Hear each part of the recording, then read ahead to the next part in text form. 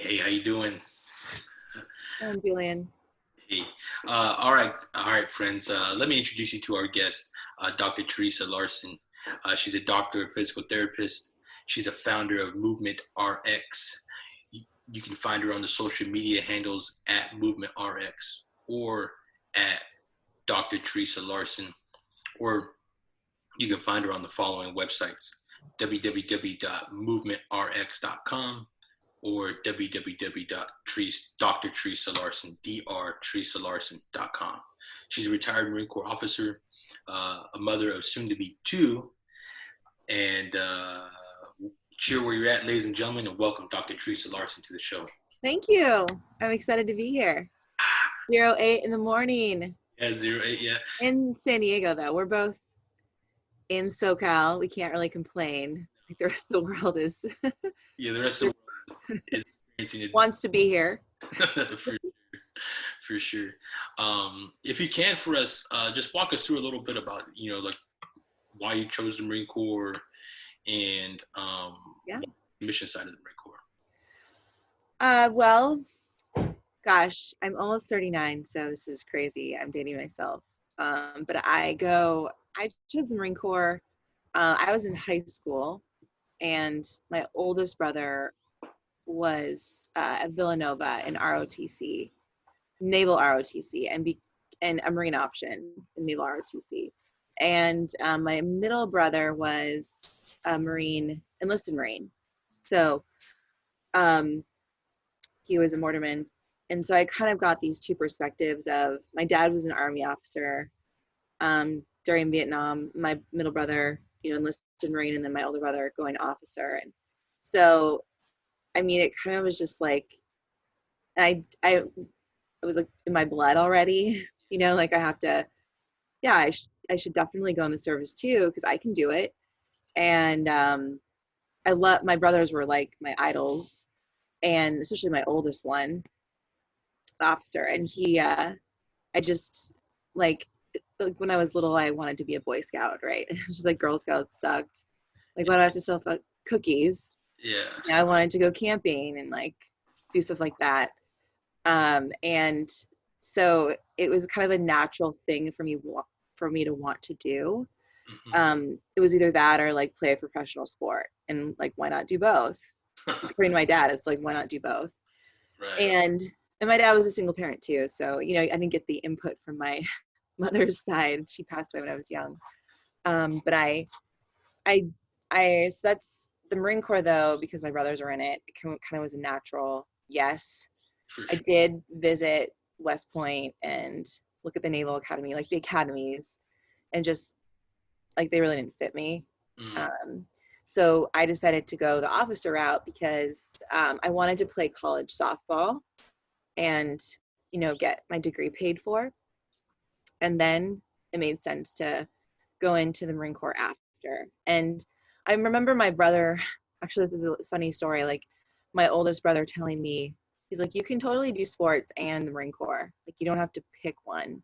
Mm. Because people always, both are intense, right? Playing a college sport and doing ROTC, or being an athlete and a Marine, but you can totally do it. It's not for everyone.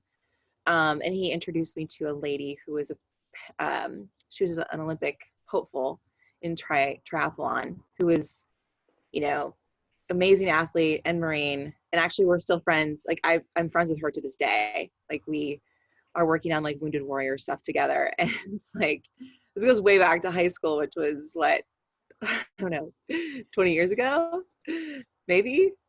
Yeah. We're not counting. I don't know anymore, but yeah. So that's kind of why I went in. And then the reality, like my job and what I did wasn't anything I'd fathomed I would do. I was like, yeah, it's cool. I want to go in the Marine Corps. I want to serve my country. I want to be like my brothers, set an example. And then the reality of the job sets in. Yeah. Like the workload, it is doable, but not how you think it could be doable. Yeah, it's just different. Like, you don't really know what to expect until you go into it. Recruiter can tell you, and your friends can tell you, my brother could tell me, but my brother was a pilot. Mm. I became an engineer, like totally different. Right. lifestyles and job description and responsibility. So it was, in a way, it really helped build my resilience because you just have to be prepared for anything. Yeah. Being, like being a father, like I try to teach that to my kids, like, man, like, yeah, that's what you need, but you got to be ready. You got to do these things just in case. And they're like, well, why do I got to do it? It's like, man, just trust me on this one. you know? Yeah. Yeah.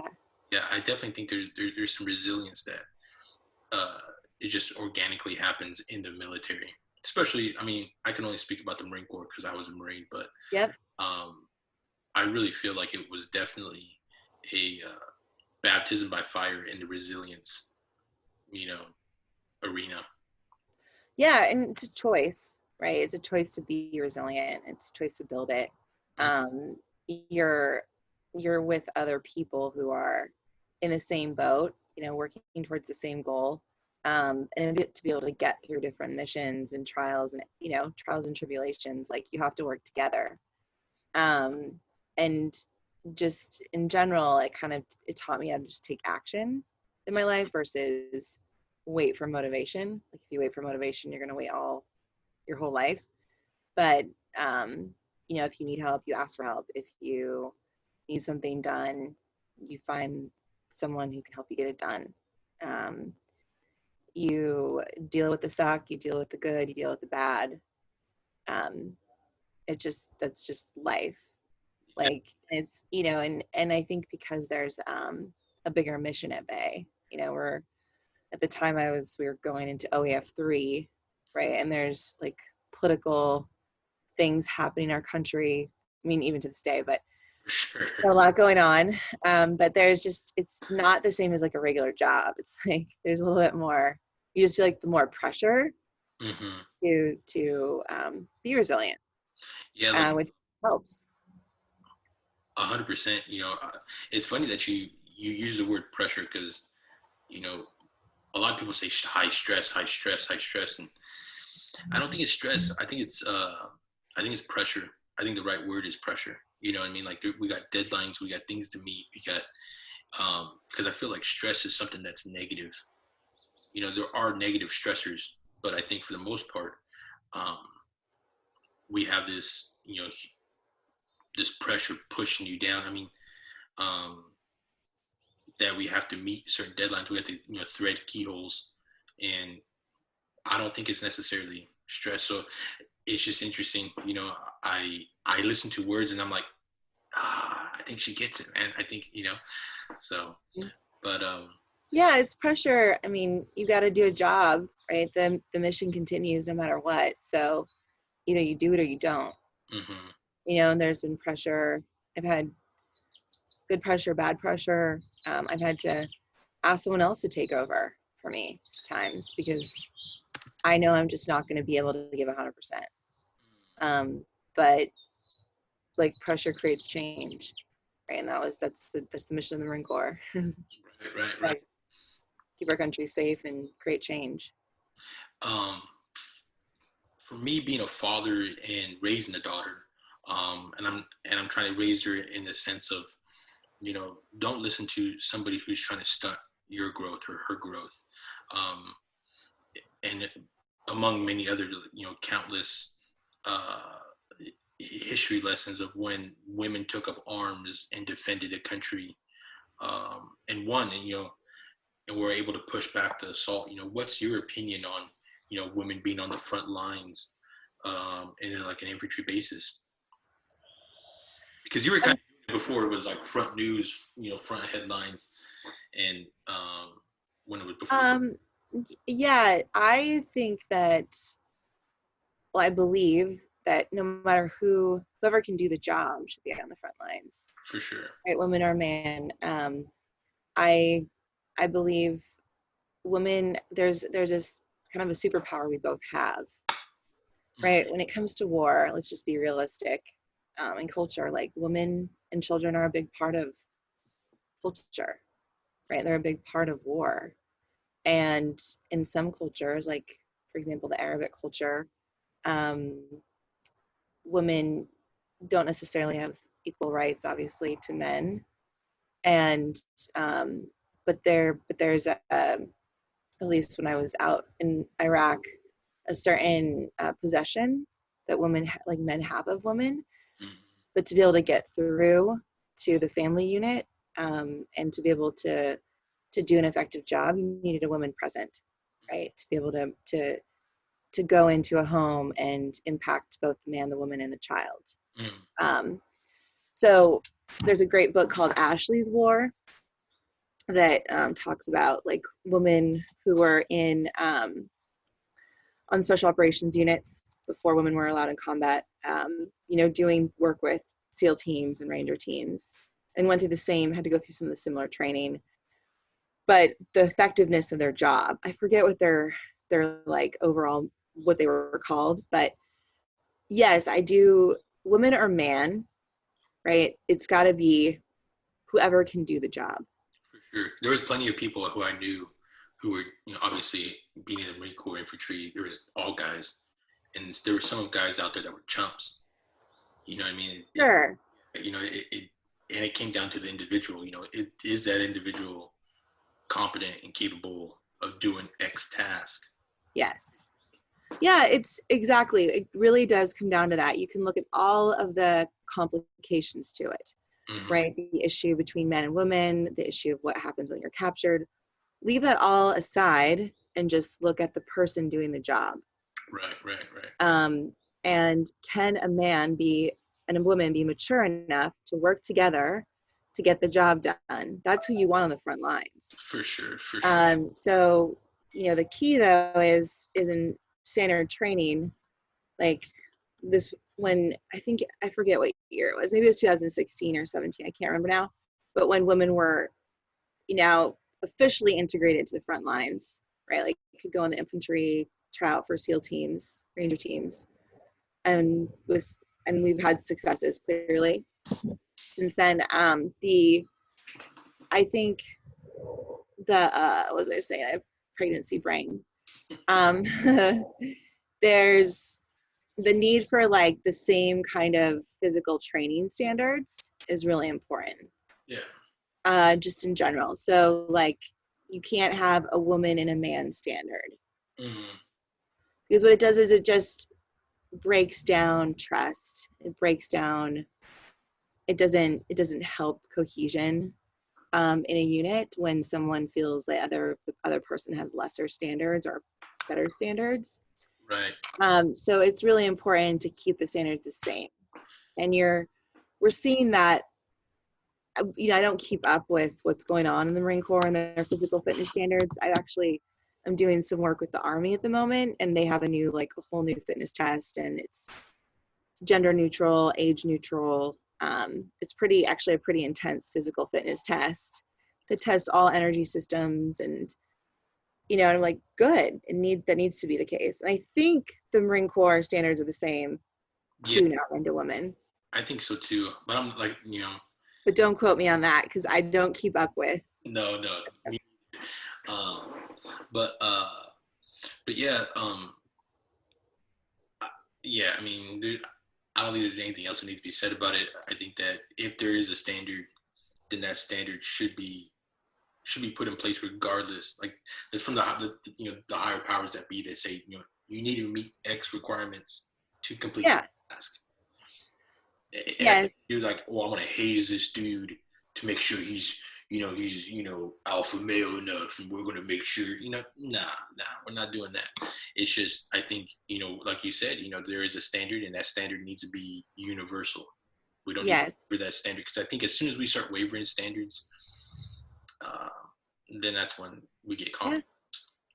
Yeah, and with a young girl, like a young daughter, being able to raise her, and a man, like for me with boys, like you raise them to be strong, like mentally and physically, and understand, right? Like the military is an option, of course, could be, or maybe not, but just there are fair components to it, unfair components to it.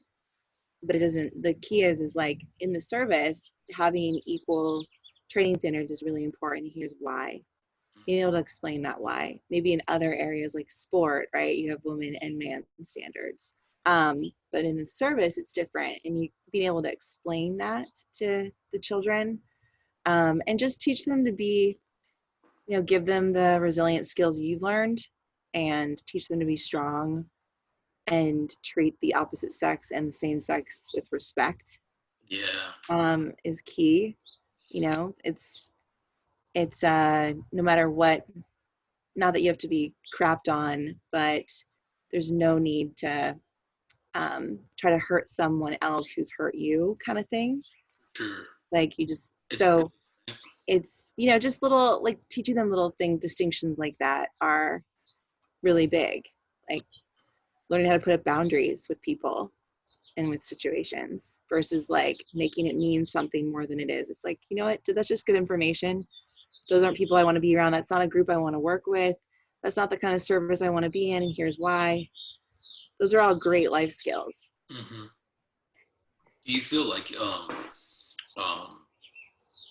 my son, like a lot of times I have to be like, hey man, like you gotta, that's your sister, like, or I talk to my daughter, like that's your brother, like that's all you get. That's all you get is you get him. Like he's not, you're not gonna trade him in for another brother. You know what I mean? I'd like to sometimes. Yeah. Like dude, this guy out of here, But it's like yesterday was so funny. They were fighting, and my sister or my daughter wanted to go outside and play with the water hose, and my son was like, "Nah, we already did that. I just want to chill." And she was pestering him, and he just like picks his nose and like wipes his booger on her.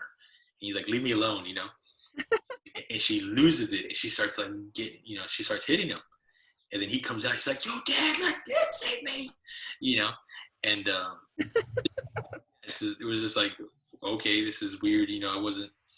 And being a dad, like I never thought. Well, I did know I had to teach him things, but I didn't know I had to teach him everything on like how to apologize and how to accept apology, when is appropriate time to apologize.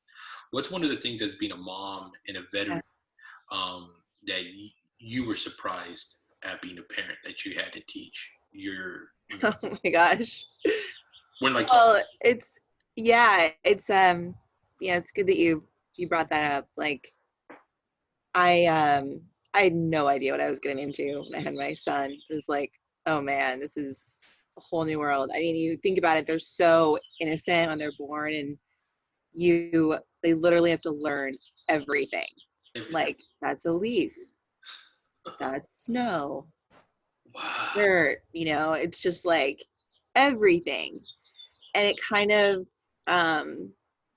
so like the blessing in it was when you start to look in the world in their eyes, like during this quarantine time, people listening to this, like it's actually really a blessing when you can kind of get to their level and start to look at the world in their eyes, because you just see so much more. Mm-hmm. I'm looking at bugs, and I'm, walking slower, and just all those things. I guess the thing that, in all reality, like I knew once I had him, like, okay, this is going to be, we're going to have to teach him everything, and he's going to really mimic our behavior though too. Sure. It's just like he's going to mimic our behavior, and it's our consistency that matters. Like being that I had a child at age 36, like I think I had a lot of time to observe other parents and just friends of mine who had children and family who have children and how they are with their children. And really the child does mimic the parent, right? If the parent just sits and watches TV and is on their iPad all day, what do you think the kid's gonna do? Right? Or just whatever. It's like, or if the parent's working and doesn't have time for the kid, the easiest distraction is video games or whatever, which is, there's no judgment there. It's just like, I've definitely had to like give my kid video devices to be like, I just need some time. But but they're gonna be into what you're into over time. They're gonna follow and mimic your discipline. If you ask them to it's like the Marine Corps, right? If you, like, I make my bed, so I expect you to make your bed. Right? I put my dishes away, I expect you to put your dishes away. So I don't tell him something that I don't do. Brush my teeth. I want you to brush your teeth. Yeah. So, but the thing I don't think I realized was like the potty training, that I had to teach him how to wipe his butt. Right. I was like, okay, we're potty trained, and I still have to wipe your butt. Bummer. Like, so that's the part where I think I like, I mean, kind of all of the parenting, maybe it's just like a natural instinct that comes once you have a kid. Like, okay, there's things you do and they're going to observe what you do. And I've had so much observing time with other friends and family, but then like once the potty training happened, I was like, we're done. This is complete. And then no, we're not, because we're still wiping your butt for you. Yeah, I'm done. So yeah, it's like those aren't things I necessarily expected. I was like, oh yeah, he's just gonna do it. But then I'm like, wait, he's 3 and has a hard time picking his nose, For sure. or just so like, how can I expect that's a huge fine motor skill to do? Right. You know, there was this video I watched on you while I was doing my research, and it was you explaining the LOVE acronym. Mm-hmm. Can you tell us a little bit about the LOVE acronym? Yeah. Was that at a TED Talk? Mm-hmm. That was Yeah. Awesome. So yeah, the LOVE acronym, it's been a theme I've infused into most of the bigger presentations I've given. Mm-hmm. The last few years. It's whether it's to a women's student athlete, to military units, to corporate groups. Right. So the LOVE principles came about when I was doing the TED Talk. First of all, like, it was 8 weeks after I gave birth to my son. And I was like, why the heck am I doing this? First of all, like, I can't think straight. Mm-hmm. So I had to come up with an acronym of what I wanted to teach to help me remember what to say, because I honestly, you don't get notes up there. You Right. just go for it. And that's scary. That's actually kind of scary for me. I always have notes. And, I am slowly learning to let those go when I present more and more. And most of the time when I'm cooking on the body, I don't need them. But like when it comes to larger presentations where there's more research, I feel like, yeah, the notes are just comfort. Mm-hmm. Anyway, so when I was doing the TED Talk, I had to come up with this acronym of what I wanted to say. And it ended up being the LOVE principles, which was kind of perfect because I got out of the Marine, when I got out of the Marine Corps, I got out because I got an honorable discharge, but under medical conditions, because I had an eating disorder, which was, something that, like, eating disorder is, if anyone doesn't know, it's like it's an addiction. It's like alcoholism, it's like drug addiction, but it's just on the spectrum of addiction. It's there. Foods can be addicting. And I had this disease called bulimia, and wasn't sexy and very embarrassing, of course. And I'd had a lot of medical professionals, like the military really knows what to do with someone with an alcohol issue. It's like there's AA, there's support. But with an eating disorder, it's like, we don't know what to do with you. They do have more support these days. But it's still just there's a lot of stereotypes around someone with an eating disorder, like skinny white female, rich white female, which clearly wasn't me. I grew up in a relatively, we weren't well off, went into the Marine Corps. I went to Villanova, but I had my school paid for because for sports. Like, it's not like I could afford it, otherwise. And so, but I struggled with I had to be perfect. I had to look the part, be the part, not mess up. Like, I was more afraid of letting down my Marines than anything else. Right. So I just did what I had to do. And my way of coping was this bulimia. Mm-hmm. And so, but I had all these medical professionals tell me, like, you really need to learn to love yourself and be more compassionate, which really is true. Like, it's a really good thought to have. How the F do you do that? Right, right. Like, that's great. But like, what does that even mean? You know, like at the time they weren't giving me skills to do that. It was just like, do that. Mm-hmm. Okay, so would I hug myself? Like, Right, right. you know, I had to, so over the years, and it, you know, I've been thankfully bulimia free since 2007. Wow. Um, so that's been awesome. And over the years, though, I've developed these skills from becoming a medical professional myself and doing all of this mental health care on myself and personal development and learning from others, these things that help me in my life. I mean, one big one was just like taking a stand for my own life. Like, what do I want? Mm. Not what does my dad want, not what does my brothers want, or what do I think society wants? Like, what do I want? And so the love principles essentially stand for this. Like, the L is lead you first, because in as a Marine, I was so good at taking care of other people, and like my Marines were my family, and I still keep in touch with a lot of them. And yet I was really bad at taking care of myself. And so like learning how to take care of yourself first, like what does that look like on a daily basis? And that's kind of how Movement Arcs was born, my company, because it's like, I could give a crap if you do high intensity functional fitness or yoga every day.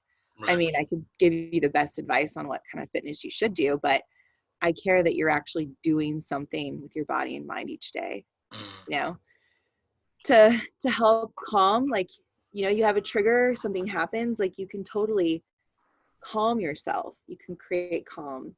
You may need help from someone else, but for the most part, there are certain skills you can develop on a daily basis through breath work and mobility and movement that can really help you manage. So that's part of like, okay, what do you have to do early in the morning or at night to keep yourself sane all day? And the O is oxygen. So oxygen being the benefits of oxygen, like just getting outside. Like right now, being out here doing a podcast for me is way more, I mean, my son's inside, so it's a little more chaotic, but like it's just more soothing for me. It's fresh air, you know, I do my breath work and meditation a lot of times outside, you know, and I can spend 5 to 10 minutes doing it, sometimes longer, but it's just like the benefits of doing deep breathing where I lower my respiratory rate and actually tap into what we call the parasympathetic nervous system, which is the rest digest nervous system, is really important.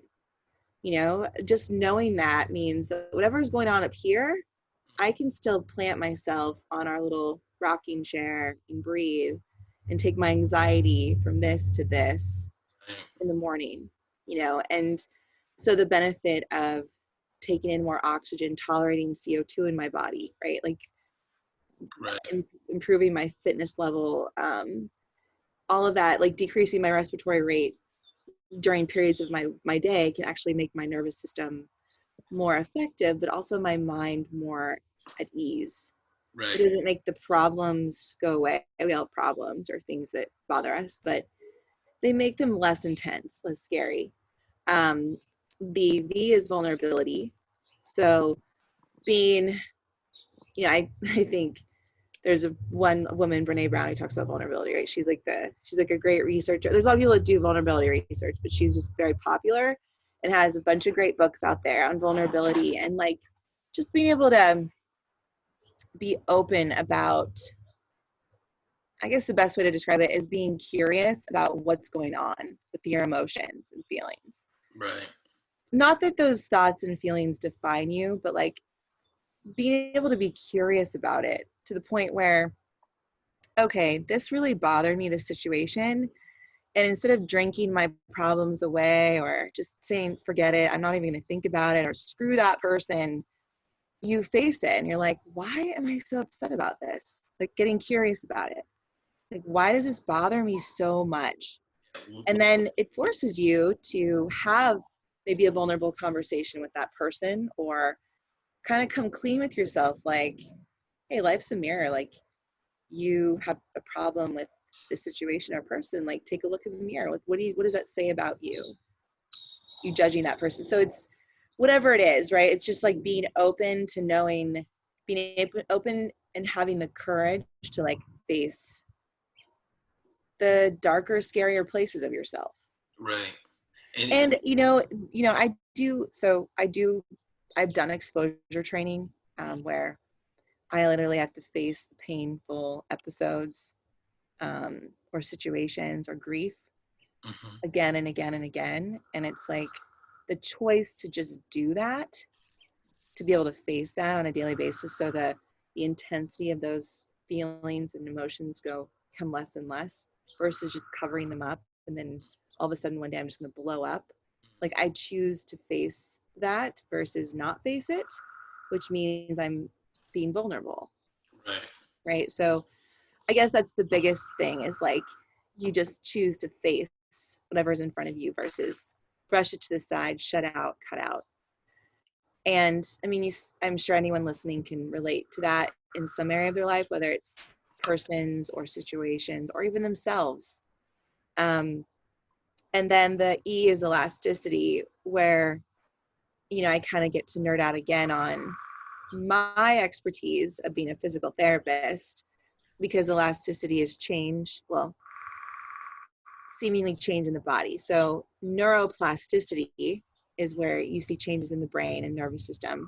Plasticity actually means change. And there's a woodpecker right close to here. Yeah. So funny.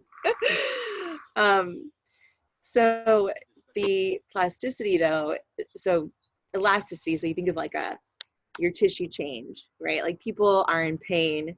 People have pain up here, they have pain in their body, or discomfort. And oftentimes people over time think like that's never going to go away. Like, that's just me, like my pain, this is just my life. And it's like, well, pain is common, but not normal. And to be able to know the science behind tissue change, like if you do this one technique, right? If you like do mindful breathing techniques on almost a daily basis, it can decrease your chronic pain by upwards of 70%, right? In time. Like, it's amazing. Or if you do this certain stretch over a period of 7 months, your connective tissue will change. You can't just do it once or twice, but like, just knowing what it takes for tissue to change, I think is super powerful, versus being like, oh, this is just my life now, I can't do anything anymore, my injury took me out. I hear stories like that all the time. And it's like, no, you don't. Just because you lost your leg or you hurt your back or you have depression doesn't mean it should take you out of life. Right. It should make you fight harder, actually. And so I think giving people the idea of how long it takes tissue to change is super powerful. That's why I put in elasticity, because I mean, for me, it does. Like, I messed up my back. I don't know, slipping tires, like, just this is an example, like 2 months ago. And I'm pregnant, so like bending over to pick up a tire, like I just don't have the flexion in my hips, so I hurt my back.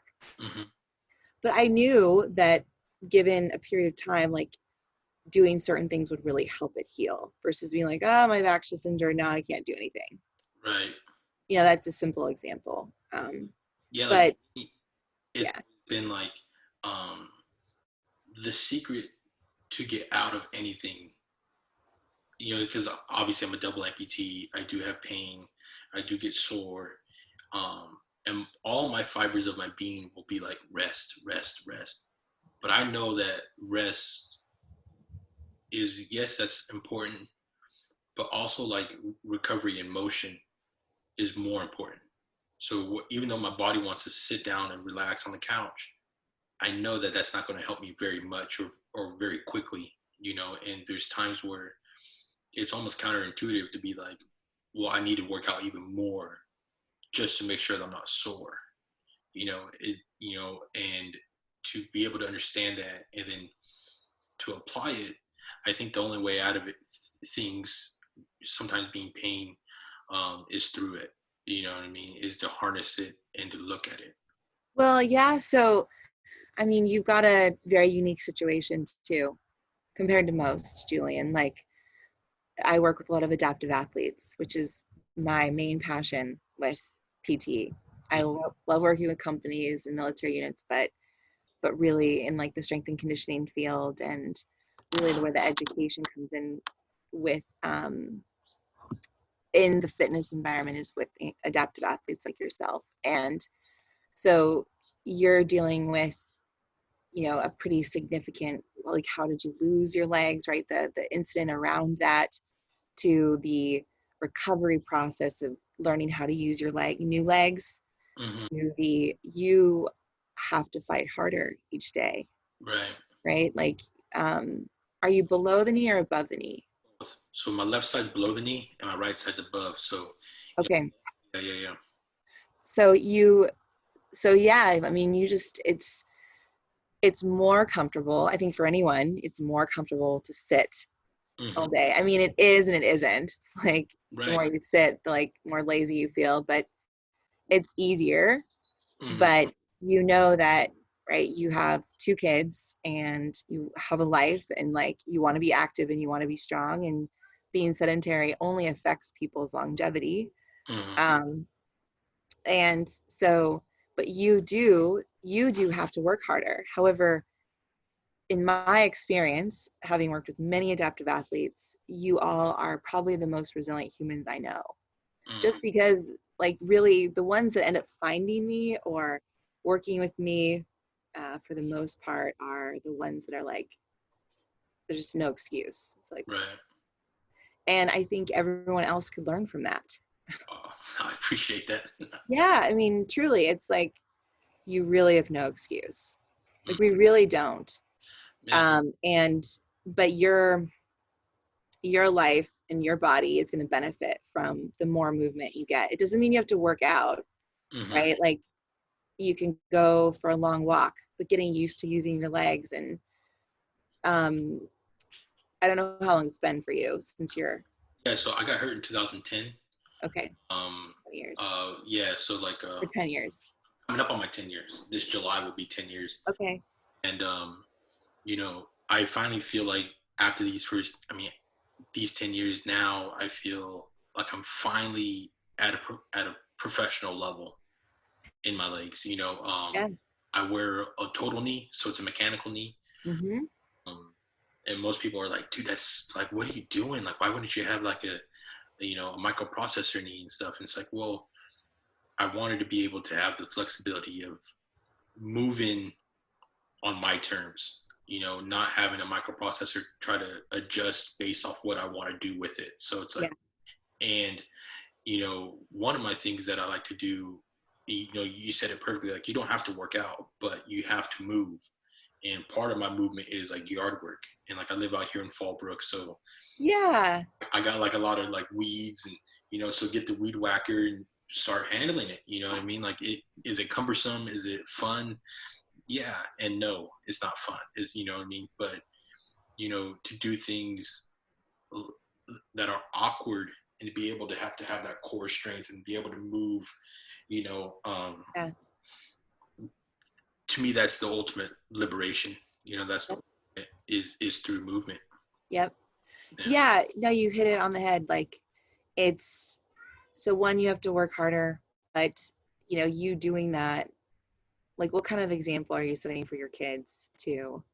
Yeah. It's tremendous. Like, um, and for people around you. Thank you. And I truly believe that, though, like, that's the adaptive community, at least the ones I get to work with closely, and then I get to meet a lot of health professionals and coaches through the work I do at the VA, and Yeah. just publicly, like, they're like my new platoon tribe in a way. I actually learned so much from you all, Mm. because you have the most common amputation is below the knee, a single below the knee, Right. right? You're dealing with an above the knee, Mm-hmm. and a below the knee, which means 2 very biomechanically different limbs now, Super. right? Super different. And so now your body has got to compensate in different ways. And chronic pain may be there or it may not be, right? It doesn't mean just because you have those significant injuries that it should create chronic pain forever. But the ability to build function, so what I know about pain in general is like the ability to build function, movement, right? Always moving in your body. Motion is lotion. Constantly challenging your body, doing maintenance on your body, like you doing maintenance on your body, both legs, not biasing one leg or the other. You doing work on your neck, you doing work on your lower back, because your lower back definitely will take a beating. I'm sure it took a beating in the first years of recovery.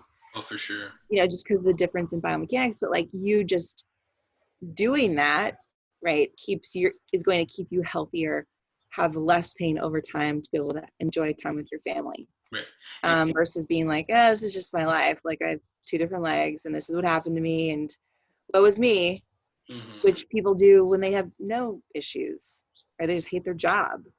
I mean, it's amazing the stories I hear from, someone who was diagnosed with a disease and had a great job, lost their job, and is doing nothing about it to help themselves. And it's like, you have the power to help yourself build a good lifestyle. Like no one else is going to hold your hand to do that.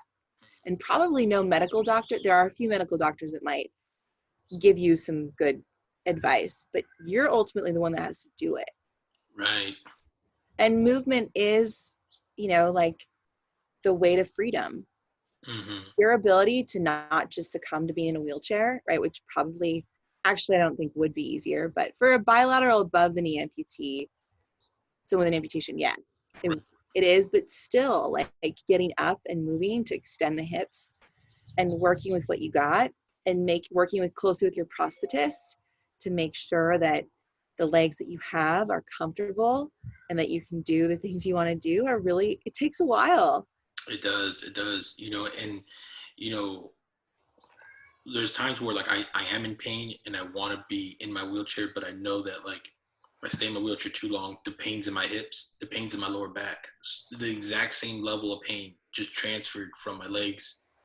And it's, so if I'm going to have pain, I might as well have pain on my feet.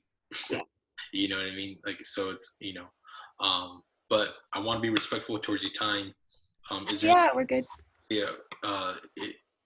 When you say mental health, I think a lot of times people automatically think like PTSD or like schizophrenic or, depression. But is it possible to have like, and is it possible to have a healthy mind, to have? Oh yeah. Like, what I mean? To have some. Go ahead. Yeah. I think that's the change. Well, that's the change in stigma. So mental health, it's like I'm building my mental health like I'm building my physical health. Be seen as the same. I call it more mindset training, right? Because it takes away the stigma of because still mental health is like, what, do you have a problem? Right. Versus physical health, it's like, yeah, physical health, like I feel pretty good and my heart's pretty good. And versus mental health more has a negative connotation. So, yeah, of course, like I work on my mental health every day in a positive way. Like it doesn't have to be this negative thing. Right. And people can still have depression and still have a healthy mindset. Like if it's true, like your disease, depression, anxiety are the most common in our world right now. The most common forms of disability, actually. I think 1 in 5 individuals has anxiety or depression in the world. And that's the new stat. Yeah. And so like, when you think about it, like I've had depression and I can have depression. But that doesn't mean I've learned some great skills on ways to keep it at bay and have a really positive outlook or just a really realistic, good outlook on life. Right. And I know it's there, but like, it doesn't mean it has to impact my life in extreme ways. Right. And the things that you do for movement and mindset each day, like breath work, looking at like how to be more vulnerable in your life, which can open you up to more hurt, but also can open you up to amazing relationships. Like helps build that positive mental state. Wow. And resilience. Yeah. Do you feel like uh when you do have these, I think what you're saying is, and I agree with you if this is what you're saying, is that like you don't have to be what you are telling yourself. Yeah. If I am depressed, or I'm sorry, if I feel like I have depression and I feel like I am sad and I'm woe is me, like that doesn't necessarily, I can always pivot right and start changing that through a mindset and maybe a mantra or something like that. Yeah, well, it comes back to the vulnerability piece of, okay, what's the story you're telling yourself? Right? You're getting curious. I think that's where you, as someone who has maybe more negative mental health issues or suffers from depression, anxiety. I wouldn't say schizophrenia because that's different. That's something that medically would need to be managed, but the things that could be non-medically managed, it's like get clear on what are you telling yourself. A lot of times it's I'm not good enough, or this situation happens, it's my fault. But when you start to actually dig into those things you're telling yourself, and remember we have a negativity bias of like upwards of 62% of what we think about. So like just being aware of the bias we have towards being negative is really helpful, because you can just sometimes just sit that out and be like, okay, I love my son watches Zenden, which is on YouTube, and it's like this pond, right? And then there's like the angry fish that comes into the pond, and then the worried fish, and then the sad fish. And it's like, just be the pond, like learn to observe these things that are going on in your brain. Right. And, maybe it's these stories you've been telling yourself, like this person, whatever, this situation meant this.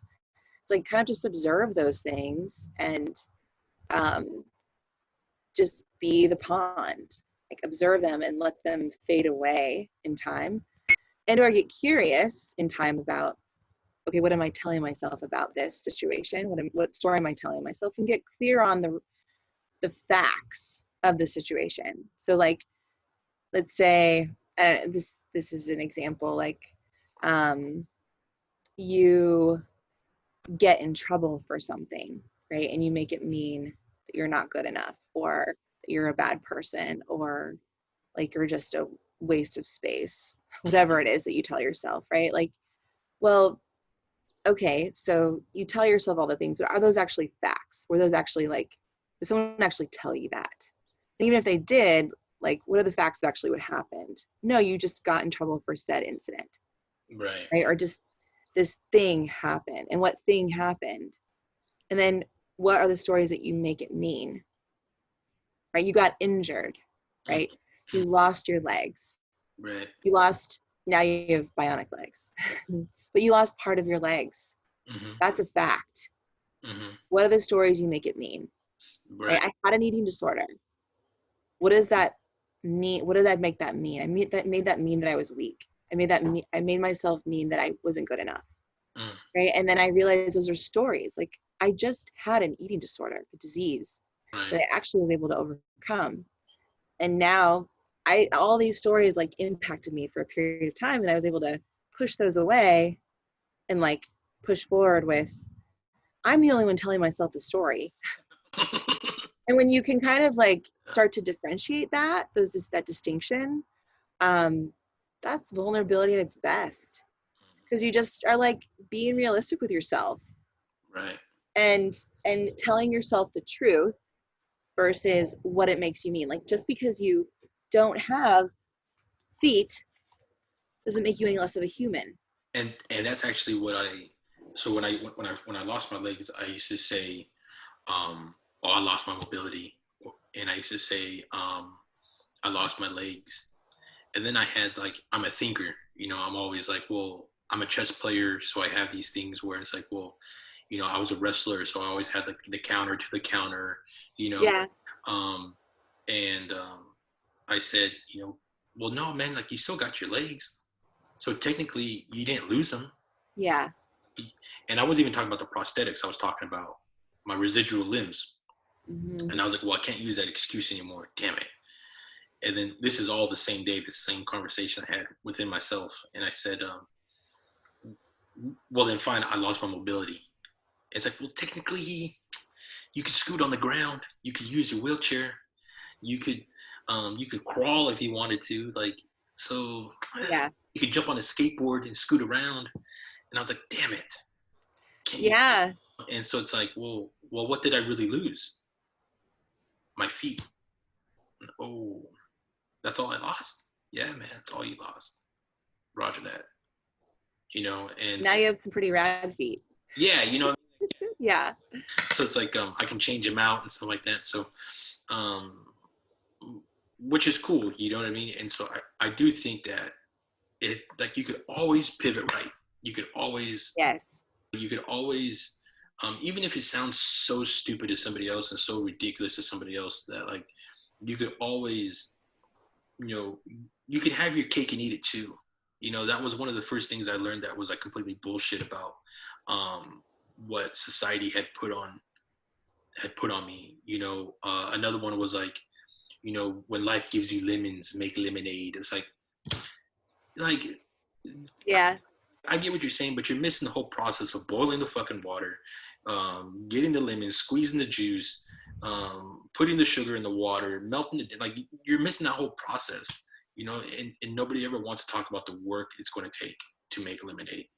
They just say make it, and it's like, but yeah. You know what I mean? Yeah, I mean. Well, that's part of the thing too is, do you need everyone to understand what you've gone through? It's just not realistic. Right. I want to know the process with people, what their healing process has been like and what's helped them. But there's got to come a point, and this is the resilience piece, where, like my family will never, I wouldn't say they'll never, but they don't know the things that I've gone through to recover. And my husband really doesn't know all of it. Like nobody really does but me. Right. And I get, I've gotten to periods of my life where I wish people would just understand. They don't understand me. They don't understand what I've gone through. And then I realize that's an expectation. It's an expectation that creates disappointment. It's like, well, just you learning to manage your expectations is also a point of vulnerability. Like realizing people are learning to survive themselves. People are actually doing the best they can. And so because of your situation, Julian, you're going to be so much more aware of life and what it's taken to get where you are. And you've had to work really hard and gone through a lot to get where you are, which no one else is going to ever understand that. Right. However, those skills of doing that will impact you for the rest of your life. 100%. And so when people ask you, how'd you get, well, there's a whole process, to get where I am. But to expect society or people to really want to get it is an expectation that we can't have. Yeah. And that's a hard lesson I've learned. It's like, yeah, okay. This process I went through is my secret weapon to what I get to do now. Right. It will continue to be. It's like that discipline it takes to be a Marine, the discipline it takes to heal after an injury, the discipline it takes to just push past the stories and get clear on the facts of what happened. The ability to say, yeah, the depression's there, but doesn't mean my life doesn't have to be centered around it. Right. It's there. That depression's there, but that doesn't mean that I have to be depressed. Yeah, totally. Yeah, it does with skills. It can come down to a choice. But it takes skills to learn the negativity bias, the stories versus the facts, the ability to build a proactive practice of self-care. Right? It's not just going to happen by medicine is obviously helpful, but there's so many greater alternative therapies that you can do on a daily basis for yourself to keep yourself healthy. And where would And one that's a find? longer, harder process, but Yeah, where would one find? Where's a good place to look at for, okay, I want to find something to where I can tell myself something positive. Can I read something? Can I listen to something? Can I, do you have any recommendations there? gosh, like I would say, first of all, like find a podcast. Right. I mean, I don't actually listen to a lot of podcasts right now. Mm-hmm. I listen to more audiobooks and Right. then a phase of audiobooks. So, listening to books that are more positive biased or have like personal development skills in them. Like I love books like they're written by Simon Sinek. They're more business books. Like Brene Brown is great. Mm-hmm. I really like the books written by Puma Chadron, who wrote The Places That Scare You and The Gift of Uncertainty. Like all of those things are really helpful to kind of understand how to navigate Mm-hmm.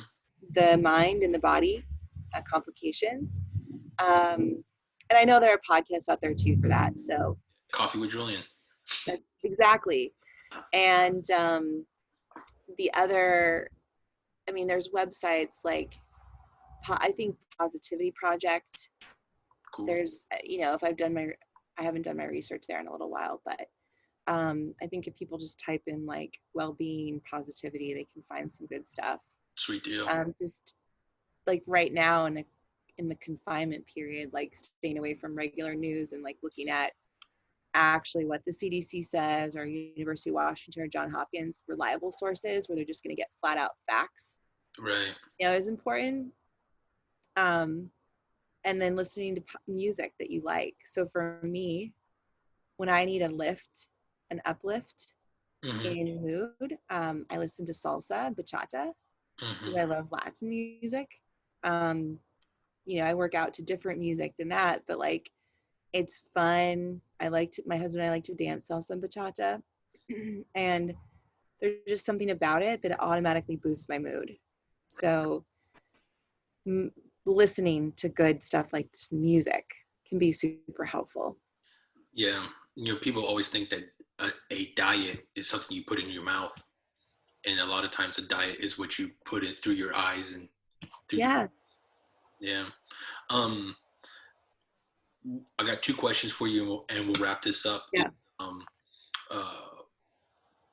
It sounds like you are saying throughout all of this conversation that being humiliated is not necessarily a bad thing. That having a little bit of humility, being vulnerable, is a gift. Is that true? Yes, being humble and vulnerable is a gift. Yeah. Humiliated as in like feeling humiliated. Well, so from what I understand, if I'm humiliated, that is an act of humility and humbleness. And I think that being humiliated is just a word that says that you're humble, that you got reminded that you're a human being, and that you don't know necessarily everything that's going on, and that's okay. Yeah, It's not, that is true. it's not, you know, I feel that being humiliated is just a reminder that, you know what, man, you don't know everything, and that's okay. This part of the process is learning and falling while you're in the middle of, Trader Joe's and your frozen corn goes everywhere is embarrassing, yes, but you're just learning how to walk on your legs, man, and that's okay. Yeah. It's not, Yeah, you know, it's a really great way to think about it. Just what are you telling yourself right, about that? It's embarrassing. Yeah, there's being humiliated isn't a bad thing. right, It's right. just what you tell yourself of what you make it mean. Mm-hmm, mm-hmm. So if you make it mean I'm such a klutz, like I'm not worth it, Yeah. like those, be really mindful of what you feed your mind. It's like, no, I said this thing and it came out totally off, and I didn't make it mean anything. It just that's just what happened. And um, and yes, it is humbling when you get to that point where it's just like, well, this is that's where the love principles come in. Like, take a deep breath, realize, okay, this is where I'm at. Kind of laugh at yourself a little bit. Be like gentle with yourself on the journey, because you are going to fall down a lot, and the more you get back up, the better. Right. It's just the price of doing business. Yes. Price of being like alive. If you really want to live, like, and be alive and be vulnerable, that means you're going to have hard conversations. You're going to have hard days. You're going to fall down. But you're going to keep getting up, because you're going to keep putting the story to the side, focusing on facts, like focusing on what's real, and continuing to love yourself with the process. Right. Is there anything? Do you have any saved rounds? Anything that you wanted to say that you didn't get a chance to say? No, I think you covered a lot. Yeah. This is good. It's very, very good podcast. Oh, thanks. Appreciate it. We're both drinking our coffee. Yeah. Cheers. Mm-hmm. Just real quick, I just want to, before we wrap up, I just want to acknowledge you, and just really say thanks. Thanks to always representing, maybe not always, but trying your best to represent our community well. Your steadfast commitment to excellence, your grace, your humility. I sincerely appreciate it, and thank you. Thank you, Julian, and for doing this project and podcast, and setting a good example for society what resilience looks like. So thank you. I appreciate that. But yeah, thanks. I'll talk to you real soon. All right. Thank you, Julian. Yeah, I'll see you later. Bye. Okay. Oh, are you still recording? With that, Dr. Theresa Larson's outside the building. I think it was overall a really good podcast. I mean, there was some things that were really some nuggets of wisdom there. Her love principle, lead yourself first, oxygen, the importance of breathing, feeling the air, being outside, being moving around, vulnerability, being on that side of being, it's okay not to be so perfect. It's okay not to know all the answers. And elasticity, be flexible, have that space to where you're allowing life to come in, and,